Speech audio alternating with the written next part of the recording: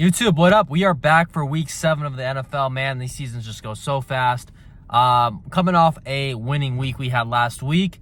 We were up 0.8 units last week. We are now back in the black for the year.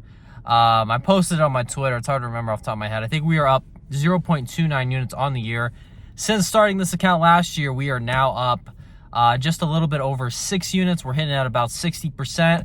Which, if you know anything about betting, that's an insanely high win rate. So if this is your first time seeing one of my videos, before you forget, like the video, subscribe to the channel so I don't disappear from your algorithm and you're stuck tailing losers forever.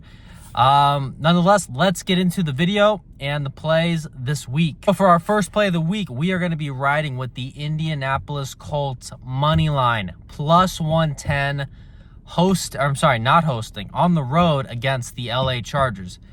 Now, look, this game reminds me a lot. If you remember last week, we had the Seahawks on the road against the Jaguars. This game reminds me a lot of that. Last week, all the squares were on the Jaguars. Oh, the Jaguars are 4-1. They got a new coach. He's really good.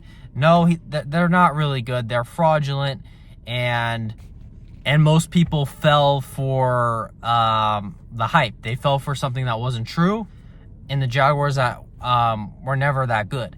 And the Seahawks were a team that was really good, and they were only 3-2, coming off a loss. There wasn't as much hype, and we were able to capitalize on it. This reminds me of that game. We have, in my opinion, it's going to be sharp versus squares. Sharp people are going to be on the Colts. In my opinion, probably the best team in football. Not gonna lie. I think they're probably the best team in football. And you have the Chargers, who remind me a lot of the Jags, very phony. Now, I think the Chargers are better than the Jags, but I still think in comparison to the hype that they get, they're a little bit phony. I said it last week because we actually bet on the Dolphins plus 4 and they covered against the Chargers. I said it in that video that I think Justin Herbert's one of the most overrated players in football, one of the most overrated quarterbacks. And when I say that, I don't mean, oh, I really think he's a bad quarterback. That's not what I'm saying.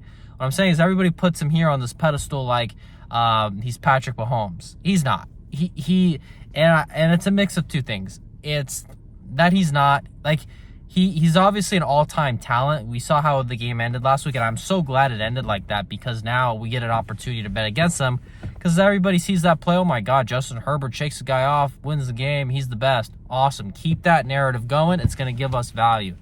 So that narrative's out there and gives us a chance to capitalize. But anyways, he's obviously, I would say, above average quarterback, but he's not where they put them, where he's perceived at as one of the best quarterbacks in the league. And not only that, it's the injuries. This team is so injury riddled. Will they get some of their key players back? We'll see. Even if they do come back, they haven't been playing. Probably a bit rusty. Who knows the re-injury risk? But they're for sure without their running back they drafted, Omarion Hampton. They're down to their 3rd and 4th string running backs. You already know going into the year they didn't have Rashawn Slater. Joe Alt's banged up. Does he come back this week? Maybe. If he does, is he even going to be 100%? Who knows?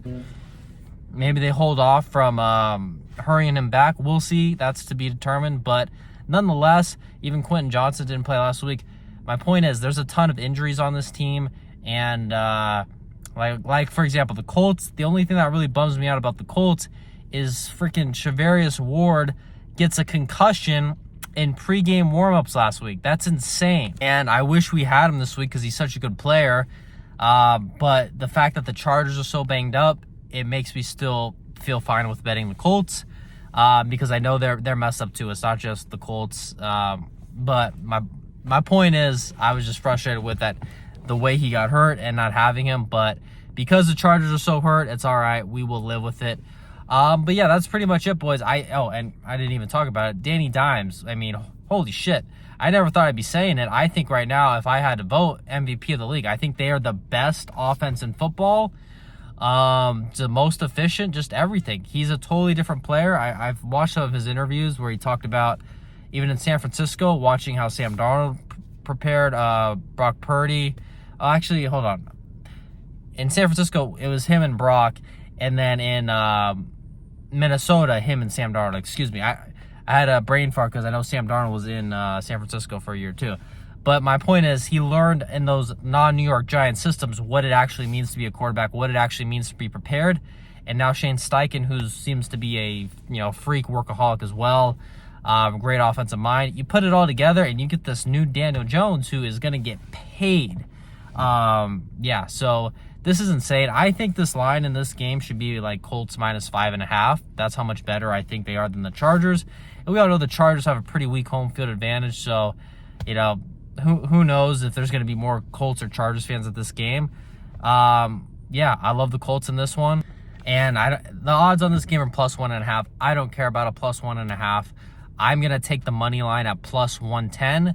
I like being on the plus side of the money line because, you look typically, you make a bet with the sportsbook, right? You're laying minus 110. So, they're literally just hoping let's say you have two bets. They're hoping you lose one and they get to keep the VIG. If we have two bets at plus 110 and we win one of them, essentially we get to keep the VIG on them. So I love it. I love the odds. I love the situation. I love everything about it.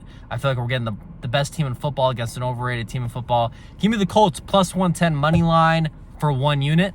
We're going to have one more play after this, boys, so stay tuned for that video. Peace.